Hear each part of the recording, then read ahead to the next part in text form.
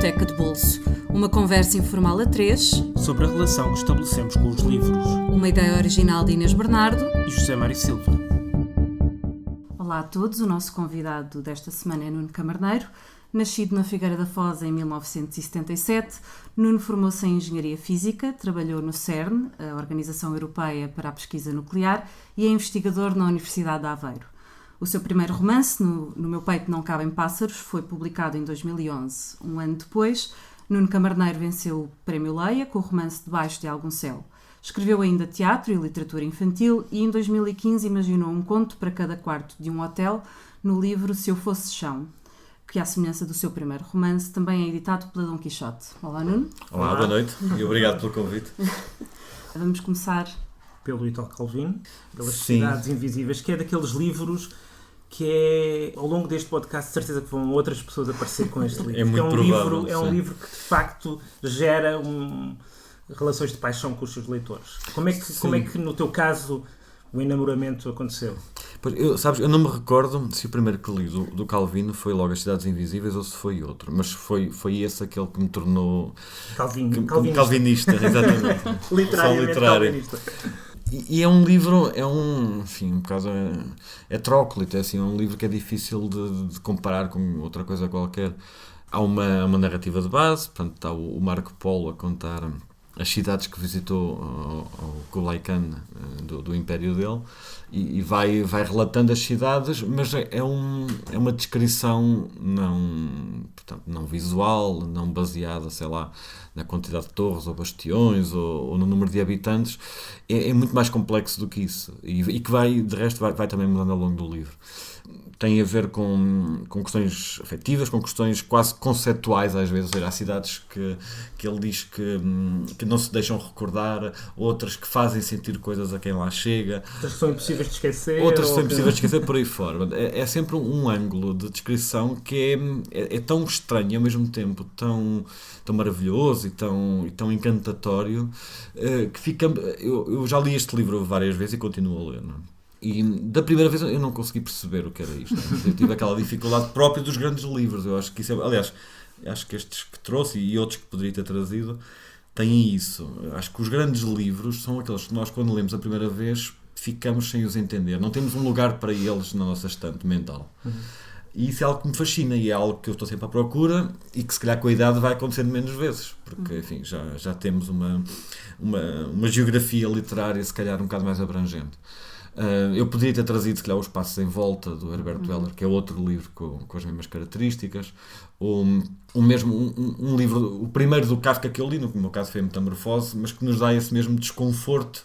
Quer um, quer outro, começam com uma daquelas frases que é um morro no estômago, não é? Sim. Se eu quisesse, enlouquecia. Se eu quisesse, enlouquecia, no caso do Herbert. E o Samsa que acorda transformado em inseto. É impossível uma pessoa ler aquela primeira frase e não se sentir completamente... Claro que depois já se tornaram tão conhecidas. Sim. Muitos leitores chegam ao livro já conhecendo a frase. Mas quando tu entras num livro com uma frase daquelas... Quer dizer, ficas desorientado. E é impossível sair. Sim. E depois há uma grande diferença entre ler estes livros numa fase já mais tardia, em que tu já tens uma espécie de panorama literário, já ouviste falar tanto deles, ou em jornais, ou através de amigos, que já vais um bocadinho preparado para o que dali vem, ou porque viste citações. Eu li o Kafka muito cedo, 13 ou 14 anos, tanto, como o Herbert Weller, como mesmo estes que aqui estão, também os li quando era relativamente novo, e portanto não estás preparado, não sabes, nem tu próprio. Acho que nos acontece a todos um pouco que até chegarmos aos 20 e tal, até chegarmos à universidade talvez, somos leitores isolados, ou seja, não é comum haver tantos leitores que o nosso grupo de amigos seja todos grandes leitores. Pode haver um ou outro que também lê e tal, mas somos leitores isolados até aos 20 anos. E esse isolamento tem qualquer coisa de maravilhoso também por isto, porque quando pegamos num livro não temos ninguém não podemos falar com ninguém, não é? Quer dizer, os nossos pais talvez não o tenham lido, não conhecem, os nossos amigos se calhar estão-se maribando, querem saber de futebol ou outras coisas, não é? E isso eu noto é o mesmo fascínio. Agora se perde um pouco, claro, agora com a internet tu basta ir ao Goodreads ou uma coisa qualquer, tens centenas de pessoas a falar dele e retira essa...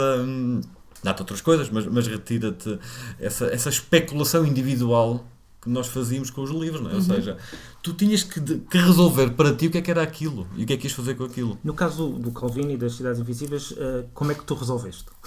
Pois, primeiro ficaste maravilhado. Sim, fiquei maravilhado e baralhado. Fiquei maravilhosamente baralhado.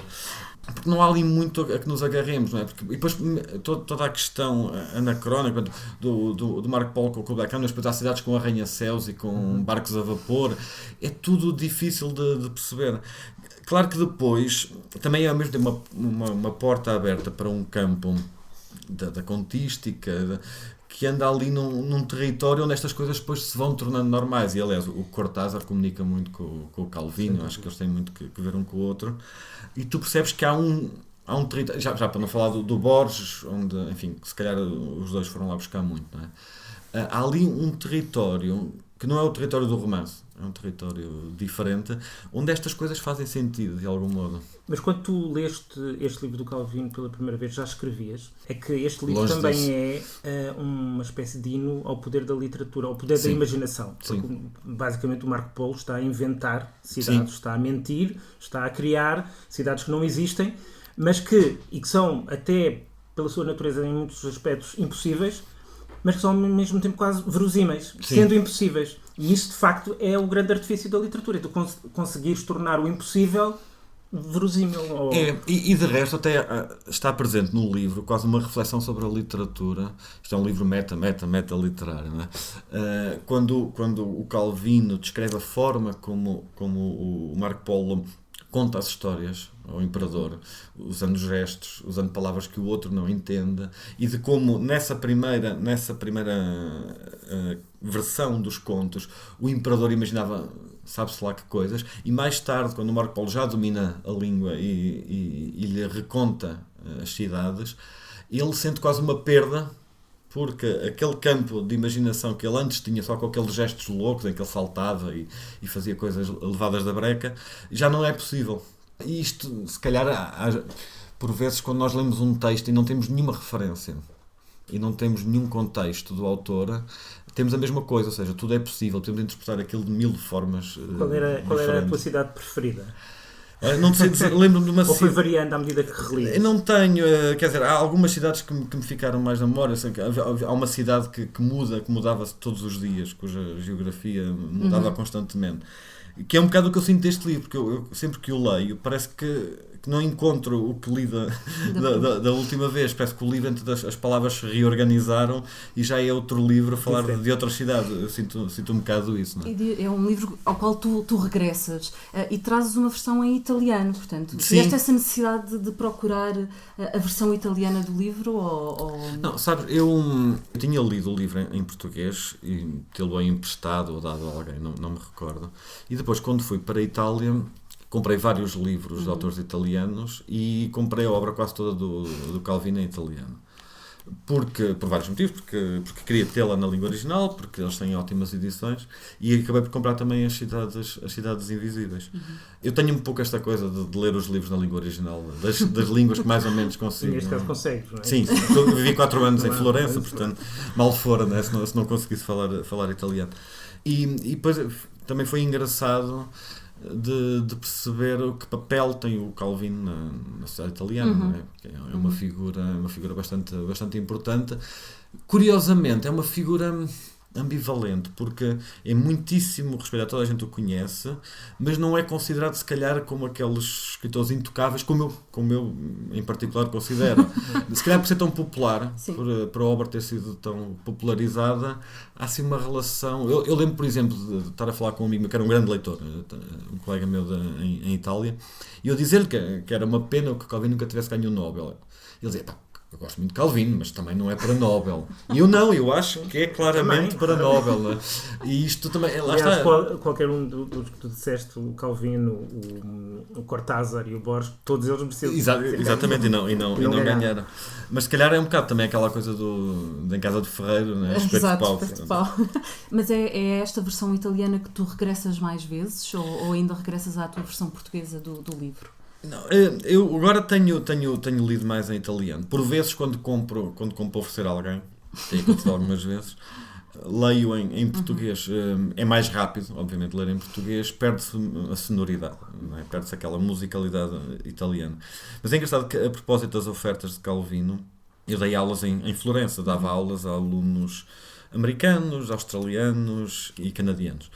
Dava aulas de matemática, não há nada a ver com estas coisas, mas num exercício qualquer, o teorema de Pitágoras, uma coisa qualquer, os pontos que eu usei eram cidades das cidades invisíveis. E, tem aqueles nomes de mulher fabulosos. Sim, Samaria, tem nomes muito engraçados, estava aqui a ver, Zenóbia, enfim, nomes muito únicos, Zobeide. E houve uma aluna que me perguntou, porque achou engraçado o nome e perguntou-me, uma aluna, porque eu já tinha visto que ela era assim um bocadinho particular. E eu ofereci-lhe o livro. Havia uma livraria americana em Florença, eu comprei o livro na versão inglesa, ofereci-lhe. E ela ficou tão impressionada com o livro, porque ela não conhecia não sabia que a literatura podia ser isto. Assim. Ela devia ter os seus 19, 20 anos. E, o que ela conhecia nos Estados Unidos, o tipo de literatura que lhe chegava, não tinha nada a ver com isto. Isto de facto é uma literatura muito europeia. E ela ficou tão agradecida que me fez um desenho, ela era de artes, e fez-me um desenho belíssimo, que ainda lá tenho em casa, a propósito do livro. Sim. Mas ele também pertencia ao grupo LIPO, sim, de matemáticos, escritores e matemáticos, e aliás ele recorreu a algumas quase algoritmos, digamos assim, para alguns dos seus livros. Portanto, era alguém que utilizava os recursos da ciência também para criar a literatura. Sim, o Calvino, para já tem uma mente muito lógica, e isso vê-se em todos os livros dele. Há uma estrutura lógica muito bem montada, onde depois as histórias vão cair. E aqui também, as cidades e a memória são 5 histórias, as cidades e os eixos são outras 5 histórias. Há muitas simetrias neste livro, e a divisão é muito lógica. Há outros livros onde ele usa, por exemplo, o tarot, tira cartas de tarot e assim vai construindo a história. Ele tem uma mente... Ele era engenheiro agrónomo, se não estou em erro. Não é? Ele tem uma mente matemática, de algum modo, que depois se foi perdendo na literatura, mas não perdeu essa estrutura, que é algo que também, mais tarde, quando comecei a escrever, também me identifico muito com isso. Acho que... De um livro com uma estrutura muito específica para um livro muito flutuante, escolhes depois o livro do Desassossego. Pois, isto, assim, eu não me vou arriscar a falar muito do Desassossego, porque é um livro que toda a gente fala, não é? E foi tão falado e é tão falado que torna-se quase impossível acrescentar alguma coisa ou dizer que não sejam banalidades. Mas eu lembro-me de ter também 20 e qualquer coisa, e tinha uma namorada que eu tinha lido já 2 ou 3 vezes. E me falava muitas vezes do livro do Desassossego, mas falava-me quase como alguém pode falar de uma droga. Mas tu, se algum dia experimentares, tem cuidado, porque isso não sei o que é. Às vezes dá uma bad trip, não sei o que. Era quase isso. Mas falava-me sempre assim com um fascínio. E eu nunca tinha lido. Enfim, tinha lido muitas coisas do Pessoa, obviamente, mas nunca tinha lido o Desassossego. Teria lido excertos, mas nunca me dispus a ler o livro. Até que um dia lá comprei o Desassossego, ainda numa versão anterior, em 2 volumes, e percebi o que é que ela queria dizer, não é? É um livro... Ela dizia uma coisa muito engraçada, que é: nunca podes ler muitas páginas seguidas. Deves sempre intercalar, dar alguns dias entre... E achas que há esse efeito narcótico, digamos? Não, eu acho que... E repara, também, eu acho que há uma coisa, acho que é um livro de alguém que muito sozinho. A Pessoa e em particular o Bernardo Soares e este livro é de alguém que vê o mundo do outro lado do mundo, não é? Como se as pessoas, como se os cotidianos, como se tudo estivesse do outro lado de uma membrana, e que ele consegue atravessar com o olhar, mas não consegue atravessar com a sua própria existência. Isso eu acho que é algo que se sente muito quando se lê este livro.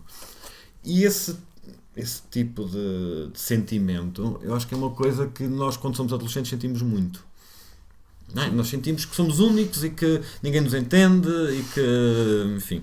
E portanto, eu acho que sim, este livro lido numa idade precoce pode ter esse efeito quase potenciador e de angústia.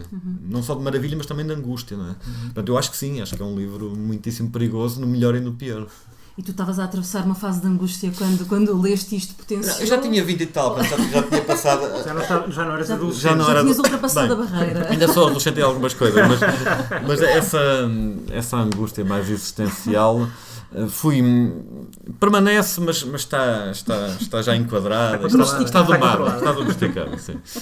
E, portanto, já fui mais atento, se calhar, à escrita e ao poder literário do livro do que propriamente esses sentimentos de desconforto e de angústia que o livro tem. Como é que sobrepões esta Lisboa crepuscular, melancólica do Bernardo Soares com a Lisboa real?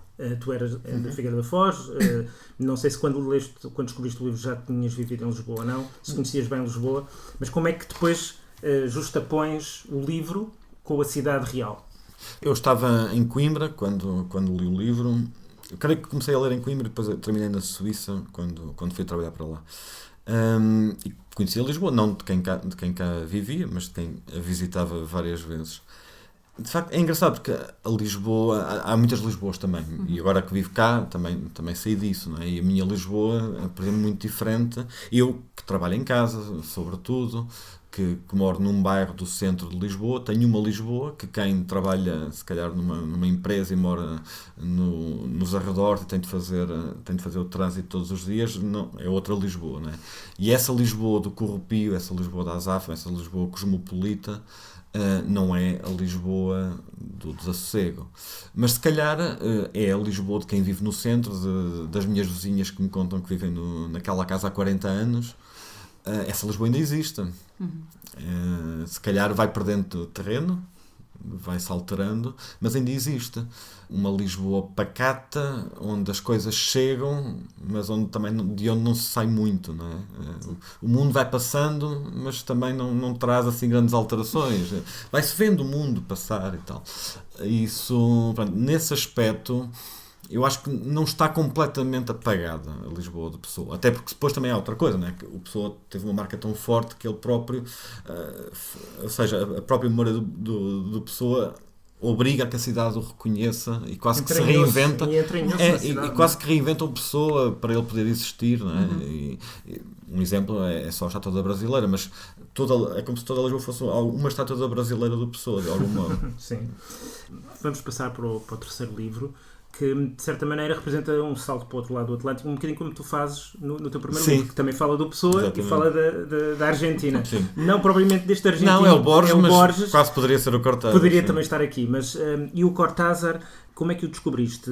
Foi mais ou menos estas leituras, 20 e poucos anos, os outros dois livros. Também foi nessa altura? Foi um pouco foi aí que mais tarde. Um leitor furioso, digamos assim. Foi um pouco mais tarde. Não, é assim...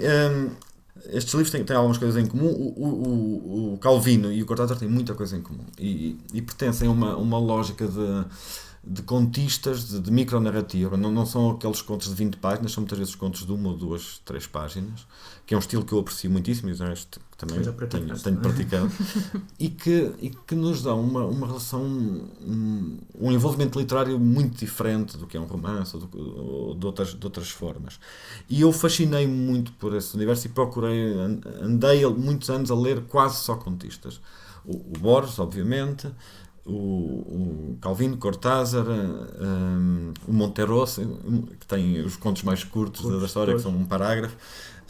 Andei muito por esse universo. O Benedetti, andei muito por esse universo. E estes dois são aqueles que, bem, a par do Borges, mas o Borges, lá está, é um bocado aqueles elefantes tão grandes que é quase difícil de pegar nele, não é? Mas estes são mais ágeis, de algum modo. E estes dois marcaram muito e foram também muito responsáveis por eu ter começado a escrever. Mas este livro em concreto do Cortázar não é sequer dos mais apreciados do Cortázar, porque foi a figura do cronópio que também te atraiu. Essas figuras, não é? Os cronópios muito vagos, muito difusos, uma espécie de entidades benévolas, mas também ingênuas ao mesmo tempo. Há aqui vários motivos de estupefação neste livro. O livro começa com o manual de instruções. Eu agora quando peguei, pelo menos nesta edição que eu aqui tenho, não sei se todas fazem esta mesma coleção de... O aprender a subir uma escada é uma coisa extraordinária. E esse manual de instruções é uma coisa incrível, porque tem instruções para chorar. Tem aqui, isto está em espanhol, vou tentar traduzir mais ou menos, mas ele dizia: para chorar, dirija a imaginação para si mesmo. E se isto for impossível, por ter contraído o hábito de acreditar no mundo exterior, pense num pato coberto de formigas. ou nesses golfos do Estreito de Magalhães em que ninguém nunca entra. Isto é perfeitamente maravilhoso e estranho ao mesmo tempo. E tem instruções para ter medo, tem instruções para subir escadas. Tem aqui um conto que eu muitas vezes a propósito, enfim, quando se fala às vezes de capitalismo, de consumismo, eu muitas vezes cito em que ele diz: quando te oferecem um relógio, não te estão só a oferecer o relógio, estão-te a oferecer a obrigação de dar cordas ao relógio e de mostrares o relógio aos teus amigos e de comparares com o dos outros para ver se é melhor ou pior. E de cumprir as horas que o relógio te dá, não é? E agora, quando peguei no livro, eu comecei por pensar nos cronópios, mas depois até, se calhar, detive-me aqui mais neste manual de instruções. Os cronópios e as famas é uma criação literária do Cortázar, que ele próprio também não sabe explicar muito bem. Ele diz que um dia, ao sair da ópera, viu assim umas figuras e ele achou que eram os cronópios, uma coisa assim um bocado alucinada. O maior cronópio é ele, não é? Sim, ele é que é o grande cronópio. E basicamente é uma sociedade de 3 espécies: são os cronópios, as famas e são já não me lembro dos esperanças, outros, as esperanças, em que todos têm características diferentes, que interagem de forma particular, e ele vai por aí fora a descrever. Mas é um delírio da imaginação. É um delírio completo, mas é um delírio quase National Geographic, ou seja, ele descreve com minúcia porque é que eles fazem aquilo e como, e é isso, tem este caráter surrealista, mas tu sentes que há ali qualquer coisa que tem que ver contigo, ou tem que ver connosco, não é? Tu não sabes bem porquê, e se calhar ainda bem, porque dá-te maior campo de especulação e podemos pensar mais nisso. Mas isso é algo, é muito fascinante para mim. Mais até do que, por exemplo, o Raiuela ou o Jogo do Mundo, que é um romance, que é uma coisa mais estruturada, mais realista, de algum modo. Pelo menos é tudo mais verosímil, não é? Que não é o meu Cortázar. Eu gostei muito do livro, obviamente, mas não é o meu Cortázar. O meu Cortázar é este. Ou é aquele em que há um engarrafamento na autoestrada e de repente as pessoas ficam ali 1 dia, 2 dias, 3 dias, começam a criar comunidades e a arranjar formas de subsistência. Exatamente. Esse é o meu Cortázar. O Cortázar dos contos. O absurdo de repente se integra. Ganha forma. E torna-se normal. Sim, não é? É sim. integrado na realidade como uma coisa normal. Sim. O absurdo mais absurdo. E eu, aliás, acho que o universo do Cortázar tem muito a ver, por exemplo, com o Buñuel, que é um realizador de quem eu gosto muito, que é um surrealismo, não é um surrealismo, não é um dadaísmo, não chega a ser. É um surrealismo que se entranha no nosso mundo e que nós vivemos quase como possível, não é? E isso a mim interessa-me bastante. A questão do fantástico, antes de tu chegares, estávamos a falar comparando com o que tu escreves. Sim, exato. Quer dizer, acabaste por escolher 3 livros que de alguma forma nesse aspecto se afastam um pouco daquilo que tu próprio fazes. Isso não deixa de ser curioso no mínimo enquanto contraste. Pois, eu não sei, eu cheguei a escrever contos onde isso estava mais presente. Depois, quando comecei a criar as minhas obras, até pensar em livros, por algum motivo não fui tanto para esse lado mais fantástico. Eu acho que depois destes autores vai ter de passar algum tempo até esse fantástico voltar a fazer sentido. Não sei bem porquê. Há aquela coisa do Zeitgeist, não é? Eu acho que há aqui qualquer coisa que não... Escrevo por vezes, enfim, se uma revista me pedir um conto, é provável que possa ser uma coisa do género. Para um livro mais estruturado, por algum motivo não me leva tanto para... Mas como leitor continuas a gostar. Mas continuo a gostar bastante, sim. Fantástico. Sim, sobretudo este fantástico, sim, é? Este fantástico surrealista, se quiseres, o que vem na sequência do surrealismo, sim. Isto eu gosto muito. Sabe, eu estava aqui a pensar no que é que estes livros têm em comum, não é? Não tem muito, mas há uma coisa... Sim, tem a mim em comum. Mas há uma coisa que têm e que me é muito caro, que é o caráter fragmentário. Exatamente. E é curioso porque são livros de contos, o Desassossego é todo ele um livro de fragmentos, não é? Exato. E curiosamente, nós em Portugal não temos muito esta tradição dos livros fragmentários. Temos pouquíssimos casos, temos os contos de Gintoni, que talvez seja o livro assim, de fragmentos que tenha tido maior sucesso ou maiores repercussões, mas não temos muito mais. E eu não sei bem porquê. Eu acho que nos assusta. Nós temos uma cultura um bocado conservadora. Nós somos um país conservador em termos culturais, e eu acho que isto tem qualquer coisa de assustador para nós, porque não há uma estrutura que te ajude. não é? Em que te possas apoiar. É muito desafiador e é desconcertante. Tens que inventar tu a tua estrutura. Sim, de certa forma, uma ou corres o risco de quase ser absorvido pelo livro e não o conseguires aguentar em ti. E se calhar há qualquer coisa na nossa cultura portuguesa que nos cria dificuldade com isto. Mas ao mesmo tempo, eu gosto muito deste tipo de estrutura ou de falta dela. E acho inclusive que, no caso do Calvino, ou do Pessoa ou do Cortázar, que eram autores que claramente tinham muitas ideias, tinham muitas pulsões diferentes, e talvez não fosse fácil para eles arrumá-las de forma muito certinha num romance. E também acho que por vezes os romances são uma tentativa de fazer isso, e em que se nota isso. Porque é uma forçatura de querer pôr numa estrutura algo que se calhar não precisava de estar naquela estrutura, não é? E eu próprio, mesmo quando estou a escrever, debato-me muito com estas questões de até que ponto deve haver uma estrutura, ou estou eu a obrigar as minhas histórias, as minhas ideias a ser uma coisa que elas não querem ser. Resta-nos agradecer ao Nuno. Muito obrigado. Recordar que ele nos trouxe As Cidades Invisíveis do Italo Calvino, que em Portugal está editado pela Dom Quixote, mesma editora do Nuno.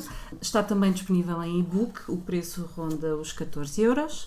De seguida falámos do livro do Desassossego, que pode ser encontrado numa edição da Assírio e Alvim, num só volume, 36€, ou então também 2 edições da Tinta da China, uma edição do Jerónimo Pizarro, 13,60, ou outra uma edição do Colecionador, que foi a que o Nuno nos trouxe, 21,60.